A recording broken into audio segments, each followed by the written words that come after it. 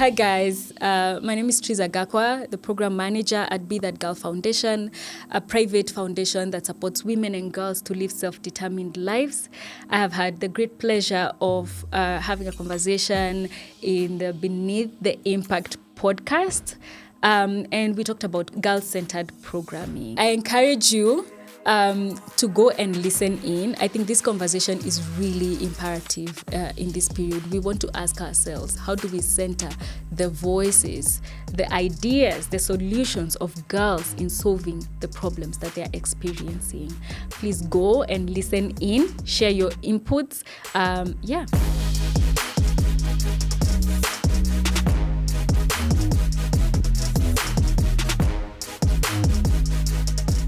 Welcome, guys, to Beneath the Impact podcast.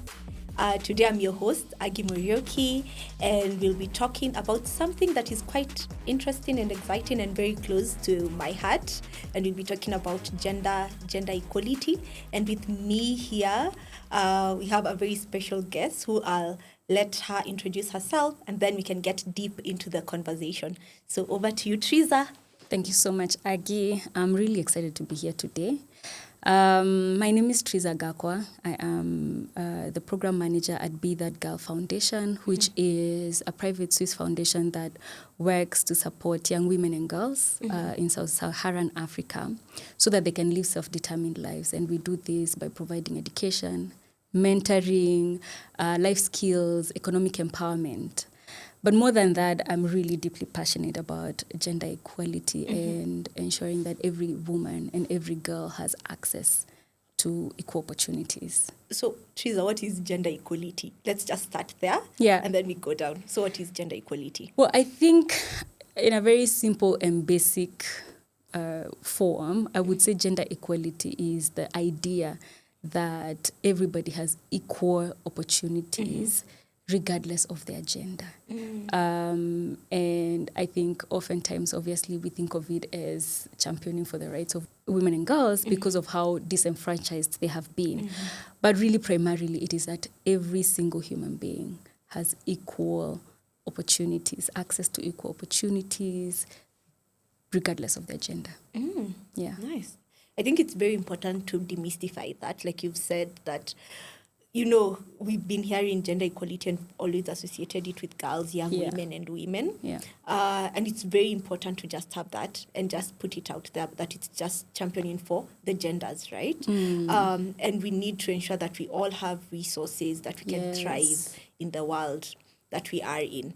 But with this specific episode, I know now, being that you are part of Be That Girl Foundation, I'd want us to talk more around the work that you do around the empowerment of girls and young women, and especially your programming, right? And how that looks like. And as we are looking to empower them and also achieving social impact. Yeah, absolutely. I mean, happy to share a little more about that. I'm gonna throw a spanner in the works. Okay, no worries. One of the things that I've been sitting with, and I've been in several conversations, is this whole idea of empowerment, which is really what we do. But when you think about programming, the minute you see yourself as being in a place of empowering another person, there's already a power dynamic there, right? Because it suggests that I have power to give to Argie, you know. But in reality, I think that's not the case. I think there is inherent intrinsic power that the women and girls that we work with have. And our role is more of empowering them, allowing it to come through. And so there's more power with than power over.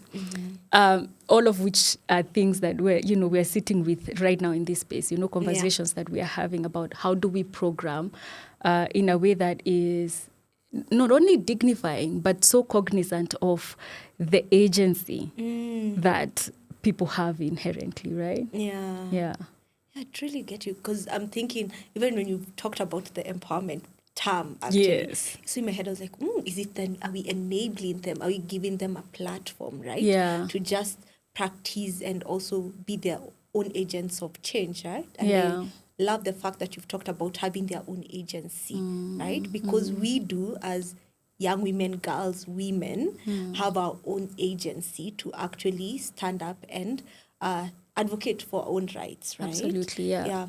And I'm quite curious around the programming that is there, because I know there's a term going around, girl-centered programming, right? And when you're talking about programming, what exactly do you look at, right? What are the things that really ensure that you are reaching the girls, young women, and also women, that you serve and also work with? Yeah, absolutely. And, my current position is very unique because we work with local organizations. We are not doing direct implementation.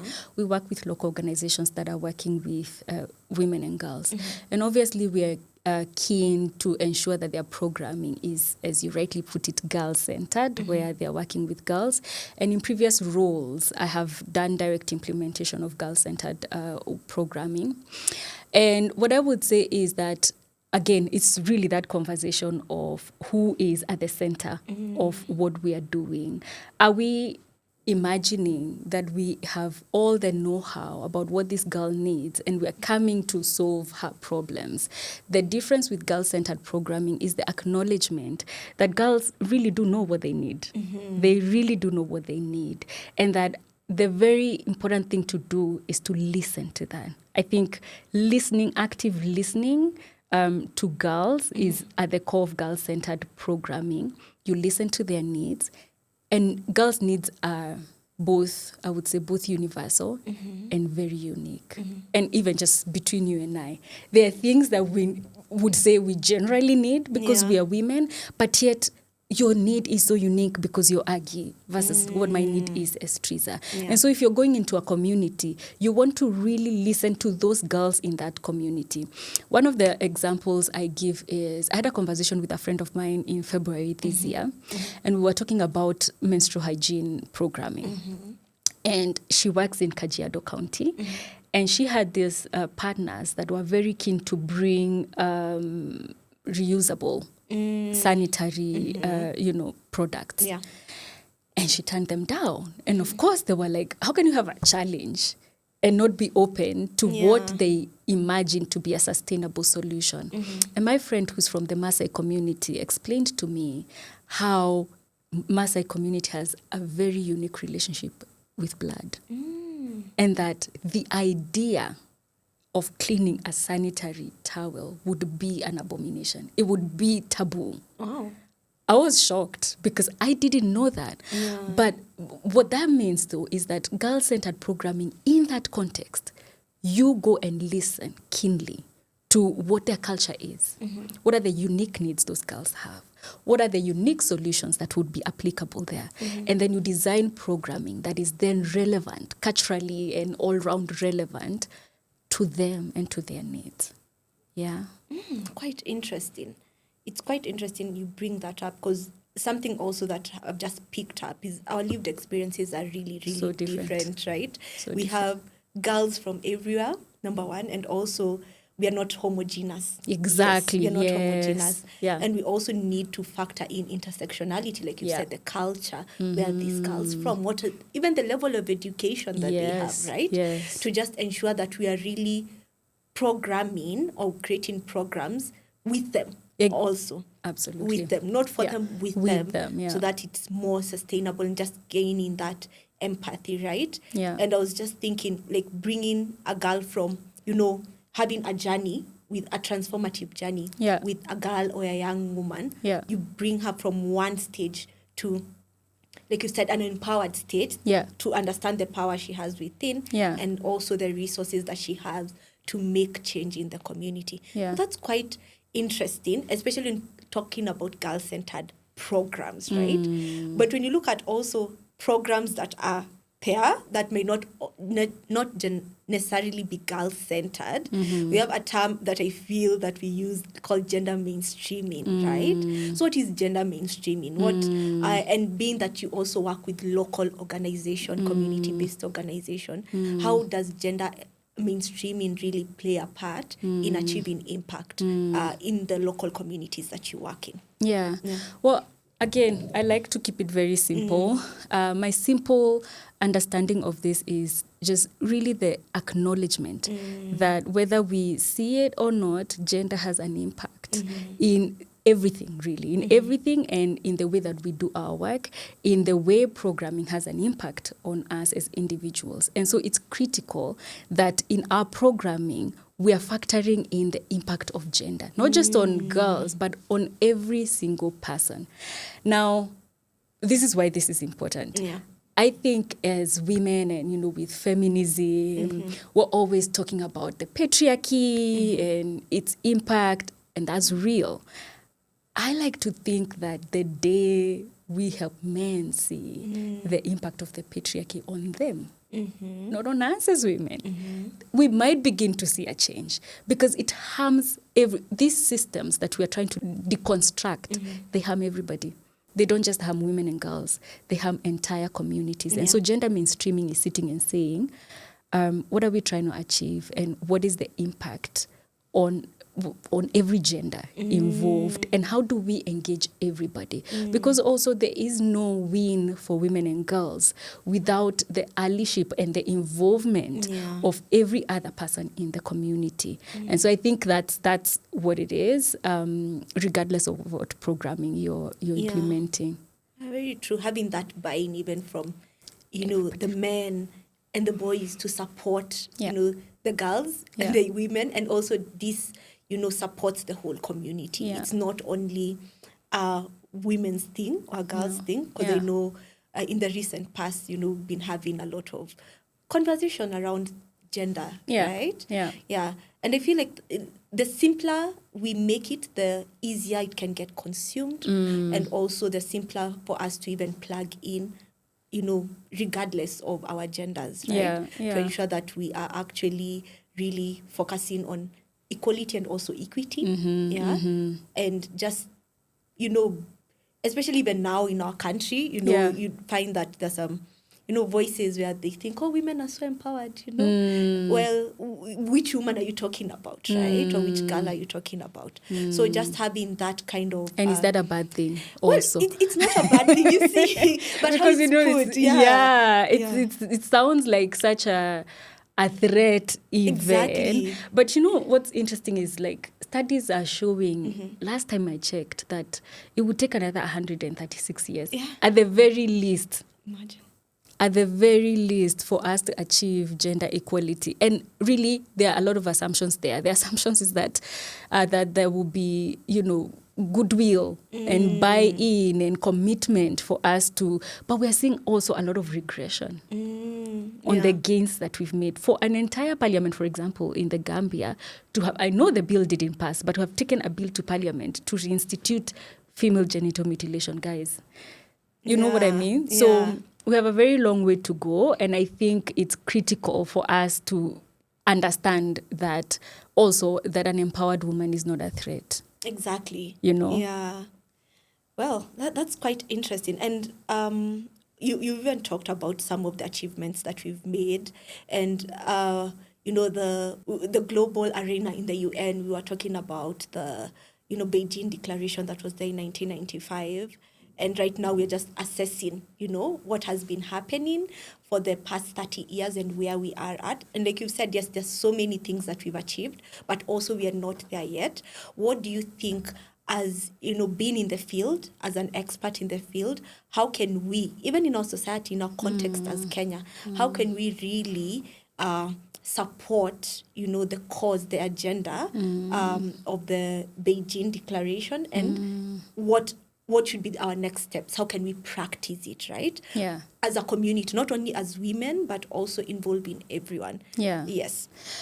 Well, one of the things that we had done really well is in 2020, I believe, when we were doing the 25th anniversary of the Beijing Declaration, Kenya made these 12 commitments under the Generation Equality Forum. Yeah. They were very strong commitments, which, if followed through, resourced and implemented, would have made such a big difference. One of the biggest challenges we have as a country and as a continent generally, well, maybe as the world, is that we politicize everything, so that whatever it is that is committed to by a certain regime, which is critical no matter what, is then lost in the political transitions that happen within the country. So that right now, when we look at what we have achieved, it is, I mean, if we're going to look at it again right now, it's like we have to make the commitments afresh. Yeah. Entirely, you know? And there was money involved, so the sense of accountability is just really lacking. What I would say is I really think we need to institutionalize and operationalize this conversation. Okay? I'll give you an example. When we talk about, let's talk about somebody who has experienced gender-based violence or sexual gender-based violence. They go to the police. The police has a gender desk that 90% of the time has nobody sitting in that desk, you know? So you're reporting to somebody else. Yeah. When there is someone sitting in that desk, that person is not trained. So they re-traumatize the person. Yeah. In fact, they may cause even more trauma than what was caused, you know, in whatever experience this person had. Yeah. And so what you find is that we have very high-level, good-sounding intentions that are not backed up with, you know, tangible ways of implementation and operationalizing and a system of accountability. So I think, and I also like to say that we're also a very fragmented space, very fragmented. Everybody is doing their own thing in their own small silo, and there's no tangible impact when we are working that way. Yeah. I think there needs to be cohesion. We need to find a way. Every single player, we are talking about the public, you know, the government. We are talking about the NGOs, you know, the civil society, philanthropy even, you know, that everybody that is playing in this field or contributing in this field is somehow we have a place of convergence and there's a clear sense of accountability and operationalization of the policies and the things that we want to achieve. Yeah. We need a lot of political goodwill. Yeah. One of the things that pains me a lot is the position of women rep, which is, from where I see it, a lot of tokenism. Yeah. To sort of say, okay, you know, like we gave you that position, you know, but what can we tangibly say we have seen from this position? For me, I was looking at funding the other day. I don't know if you know this, but the Women Rep position has what is called the Affirmative Action Fund. And then this is a member of parliament who represents the entire county. For perspective. They are not they don't represent a constituency. That is why they are called Mama County. It is the entire county. And then you have MPs, right? And MPs have what is called the National Government Constituency Fund. This fund for the MP is like more than 10 times this little of the fund that he's giving. Can you imagine giving a women rep for the entire county 7 million annually to do what? I'm just giving that as an example. So what I feel is that we don't even have political goodwill. I would imagine, I had hoped that this position, for example, would help us begin to, you know, strengthen advocacy even at that level. And then nationally, these are the people we expect are championing for these things, you know, in parliament. I think we need more political goodwill.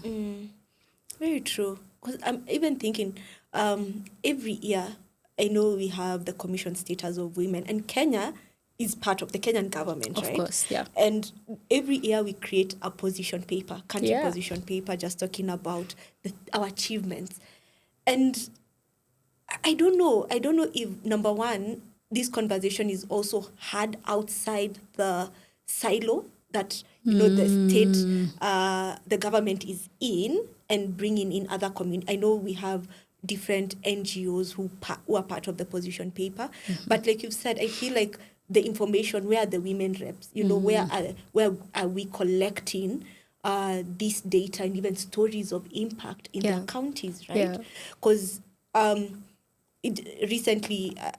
even recently, I think we've had a good stride with the elective positions of women, but we're still lagging behind Kenya as in East Africa, compared to Uganda, Tanzania, Rwanda, which is doing marvelous, we are still lagging behind. We are around, I think, 22%, an average there. Well, the others are 30 and above when it comes to women representation at those levels. So you'd find that our voices are not there. There's a huge gap that is there. And the women that are there, are they really speaking and advocating on behalf of the girls and young women, you know, to ensure that we are actually championing and we have political goodwill when it comes to gender mainstreaming, gender equality, and also ensuring our girls are really being heard and their problems, and challenges are being brought to parliament. So I feel, like you've said, we have a long way to go, but even with the strides that we've made, I feel like in the 60s in this country, I was just looking at the political leadership after independence, we had very, very strong leaders who did amazing work, right? So we have progression, we go 10 steps ahead, and then something happens and then we regress a bit, right? So I think, like you've said, we need to have goodwill, number one, and also a lot of dissemination of information so that we can have different NGOs, CBOs coming together, right, to work towards this vision that we have for the country. And even involving the local communities. Like you said, we are really diverse, right, in our cultural norms, our practices. So we really need to also be attuned to that, to the context, to the nuances, so that if I'm solving for a girl in Nairobi, it's not the same way that maybe I'll solve for a girl in Garissa or you know, absolutely. And just getting those nuanced, contextual lived experiences are really, really good. But one thing also, even as we talk around this conversation around girls, women, and I know you've talked about things to do with even gender-based violence, which, looking at our statistics, has been the rise in the country, right? And we've done, I know, a lot of protests around it, made noise, raised awareness around femicide and all. But for me, it would be now, how do we ensure that we are safeguarding our girls and young women, right? Or even our women generally. How are we ensuring the safeguards around, this group of people, and even with the work that you've done and in your experience, what are some of the learnings that you've had when it comes to safeguarding of girls and women in our programs and also even in the communities that we live in? Well, I mean, I look at that conversation two ways. One, there's the technical bit, and in this field right now, that's something that is really becoming clear for everybody. And the technical bit is, do you have a safeguarding policy, a whistleblower, code of conduct, safe recruitment? I mean, there's all these kinds of documentation that is supposed to guide how you do your work in a way that ensures everybody feels safe. And more so, what we call like the vulnerable persons, that they are protected. And this includes girls, children, child protection policies, even people that are in the, LGBTQ space, just different people that are exposed to certain vulnerabilities, that you're ensuring that there's no discrimination and that you're putting in place measures where if anything happens, this person can be protected. So that's the technical bit. And it's one thing to have all of the safeguarding policies. Like for us, if we're going to work with a partner, of course, we have an entire checklist. We want to make sure, and we're willing to support and say, this is how we support you to strengthen your safeguarding. Do you have a designated safeguarding officer? What is your reporting mechanism? All of that. I think, like anything else we're discussing today, the goodwill to operationalize is what is most critical. That is not just another box that you're ticking, that it becomes inculcated in the culture of whatever, whether it's the culture of the organization or even the culture of the community. And I think that speaks to what we were discussing earlier, where we need to begin building pipeline. And these conversations need to start happening at very, when our children are young. to your point of girl-centered programming and gender mainstreaming, right now we're having safeguarding conversations after we've lived in societies and cultures that don't even have an idea what that is. And now we just want to come and say, oh, safeguarding and putting these technical things. No, we need to begin building that foundationally. And so whereas safeguarding is a nice thing to have, as a policy, the question is, how are you operationalizing it in whatever space that you are in? How is safeguarding a core part of your programming, a core part of the conversations that you're having at every level with the girls and with other people? I wanted to say this earlier, so I'm going to just throw it in here and say, if you look even at the people that are supposedly supposed to be championing for the rights of women and girls, whether it's that women rape or even just women in power, and we get shocked when that doesn't happen. For me, when someone can stand and say, but what is the benefit of free education, for instance, when I know that there are thousands of girls in Turkana, for example, who have no access to, I'm shocked. I'm lost for words. But that is a pipeline conversation. We are saying, are we having the right conversation foundationally? Is my son and my daughter, 11 and 7, do they understand what safeguarding is?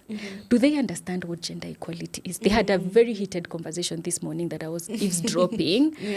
I think my nanny asked my son to clean something, and I think he retorted, and my daughter said, but you guys. And my son was like, let's have this conversation. Who's you guys? Who is you guys? Is this, are you making an assumption? And I didn't interfere because it was such I was like, okay, please keep going. I want to hear where this leads, because his defense is, don't generalize. Don't make it sound like we all do that. Her point is, but what's your reason for not doing it?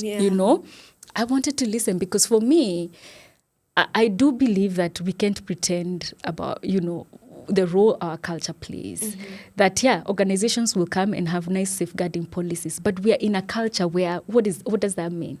So we need to think about pipeline. We need to think about our education system, for example, and how are such conversations like safeguarding, gender equality, gender equity being included or being inculcated in our education system, and not just the formal education system, but also the social, informal education system, to ensure that we can actually confidently say we're living in a safe society. Not just having policies. But, for organizations, I would say it's a very critical thing.